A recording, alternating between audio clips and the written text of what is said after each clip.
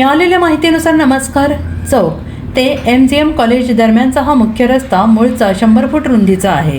मात्र गेल्या काही दिवसात अनेक हॉटेल, व्यावसायिक पानटपऱ्या आणि स्थानिक दुकानदारांनी रस्त्याच्या दोन्ही बाजूंनी मोठ्या प्रमाणावर बेकायदेशीर अतिक्रमणे केली होती. यामुळे स्थानिक नागरिक आणि वाहन चालकांना प्रचंड वाहतूक कोंडीचा आणि मनस्तापाचा सामना करावा लागला.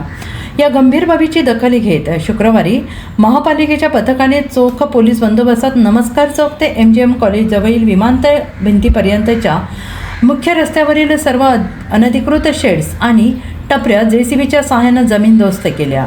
या धडक कारवाईमुळे अनेक दिवसांपासून कोंडीत अडकलेल्या या रस्त्याने अखेर मोकळा श्वास घेतला आहे.